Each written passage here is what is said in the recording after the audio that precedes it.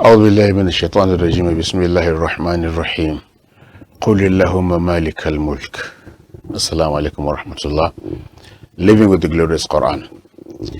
Say, O Allah, the owner of power, the Lord of power. It is as if Allah teaches us how to pray Him for dominion and for power.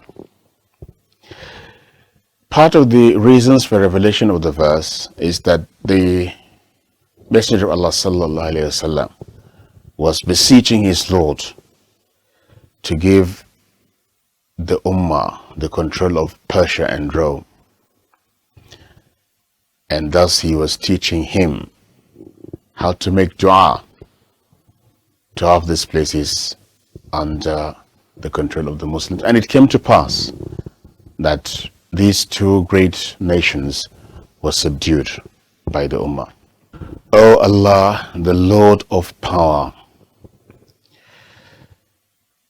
confirming or professing or establishing the fact that Allah created all beings, He has power over them, and He bestows power to whom among them that He pleases, as everything will perish except His countenance.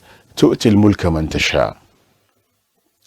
Thou grantest power unto whom thou willest. Allah grants power unto whom He wills.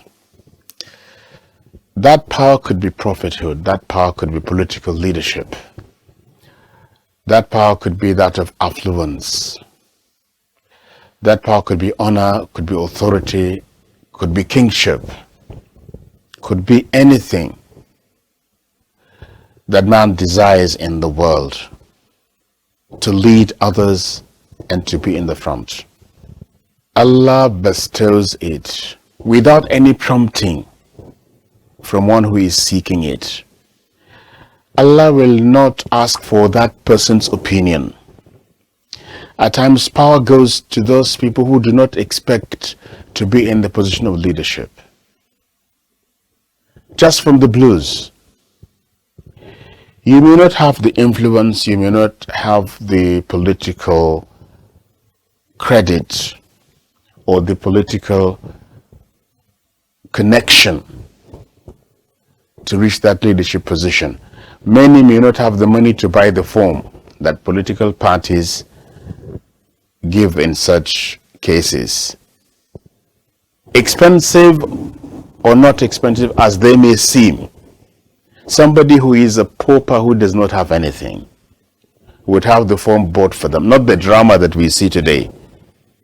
Real people, real situations where people show competence and leadership traits, they may opt for that, do everything that is needed for that person, and just like a dream, he would find himself in what or in a place that he has not envisaged, because Allah has willed it.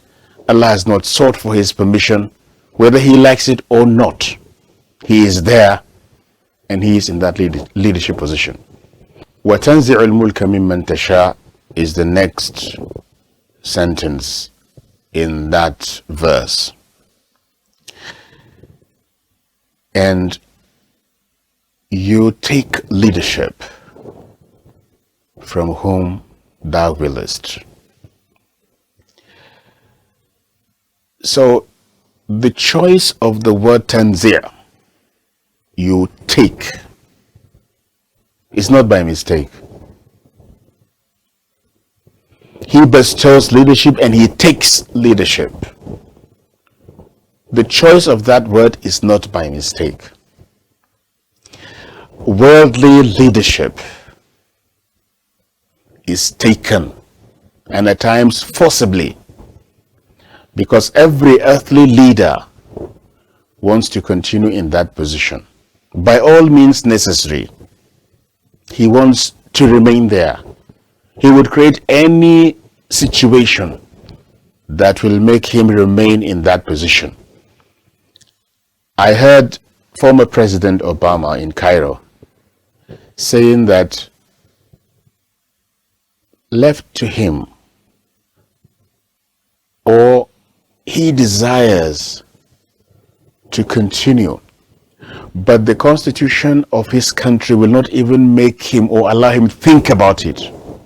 As a human being, he would want to, but because of the powers of the constitution, he will not even be permitted or allowed to think of remaining in power beyond what is constitutionally allowed. So the earthly leaders would have to leave that position as it is taken from them willy-nilly, either by force or by constitutional provisions that have restricted them to a certain number of terms. But left to them as human beings, they would have created a situation whereby they may be permitted to have a third term or a fourth term or a fifth term, as the case may be. Power is taken either forcibly or by following the letter and spirit of the constitution that will restrict the number of terms that somebody can remain in power. Otherwise, many governors would have remained in office for numberless years, because nobody would be in a position of leadership and power and then vacated just on their own volition. No, power is taken, and that is why the phrase is used in the verse by Allah subhanahu wa ta'ala, Tanzi'ul mulka, you take power from whom thou willest. Wa tu'izzu man tasha, and thou exaltest whom thou willest. You raise whom you will to position of authority and power, from a lowly position to that of a kingmaker, from one who does not amount to anything to one who has political authority and leadership, from a slave to a king, from a counselor to a senator, from nobody to somebody. Allah exalts whom he will and makes that one triumph over his enemies. Whatever the enemies are, Allah can raise that person in spite of all odds to become at a time that nobody may permit them to become. Allah brings down whom he wills from that high position to a lowly one. وَمَنْ يُهِنِ اللَّهُ فَمَا لَهُ مِنْ مُكْرِمٍ. Whomever Allah debases, there is none to honor him. Inshallah, when we meet tomorrow, we shall continue from this part of the verse. Thou debasest whom thou willest. Allah will bring down from a high position to a low one whom he wills. And another reference that we have just read, وَمَنْ يُهِنِ اللَّهُ فَمَا لَهُ مِنْ مُكْرِمٍ. Whoever Allah dishonors, there is none to honor him. We shall explain that tomorrow when we meet, inshallah, before we move to the next explanation of the verse. Living with the glorious Quran will stop here. Inshallah, tomorrow we continue. Assalamu alaikum wa rahmatullahi wa barakatuh.